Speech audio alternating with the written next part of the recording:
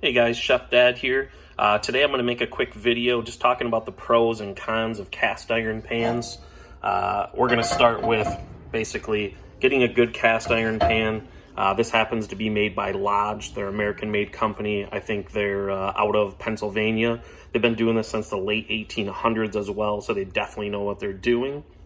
This one here, and I've done a review on it, you can look at the videos below, is the dual handle skillet from Lodge. This one happens to be a 10-inch pan.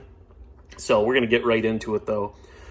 Some of the pros, in my opinion, is this is not only stovetop safe, it is oven safe with no upper limit, meaning you can throw it in there at 300 degrees, 400, 500, and it will be just fine. The other thing is I don't personally do this, but I've seen people throw this on top of a campfire to grill a steak, make a burger, and again, it's perfectly fine. The other big one, at least for me, is these are really cheap. This is a great pan, and I think this pan was under $20. I know for sure Walmart and a few other places you can pick up a Lodge pan for around $14 even, sometimes less when they're on sale. So those are some of the pros for me personally. Some of the downsides that I don't like, and this won't be for everybody, but these guys get pretty heavy. I don't know the weight of this one, but lifting it up with one hand, you can definitely feel it. If this was for my mom and dad, for instance, not something I would get for them. They're older now at this point. It's quite heavy.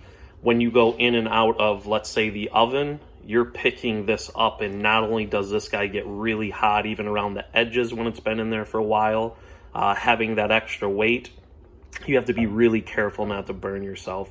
I've done it once, and that was enough for me, so I am really careful with it. Some downsides also, maintenance. A lot of people don't understand how this works. Basically, letting the pan cool down after you, say, cook bacon or burger or a steak.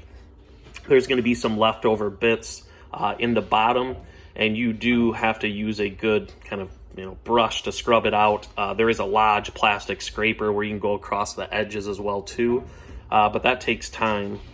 You wipe that out. Some people put kosher salt and scrub it out really well. You typically need to do that every time you cook anything that's going to kind of stick to the pan a little bit. The other part of it is using the right oil. You want to have something with a high smoke point on it, meaning you don't want to pour in an oil, it burn. Not only will it cause kind of blotchiness on the bottom down here, it's just not good for the pan overall to make it as non-stick as possible. I happen to use some avocado oil right here. It's spray, really simple. Some people will use canola oil. There's another one out there I forget at the moment as well that will work.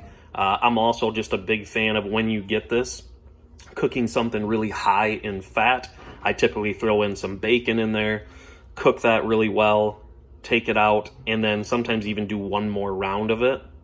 Let it cool down, clean it all out, and then you oil it, wipe it out so there's a really thin layer inside here.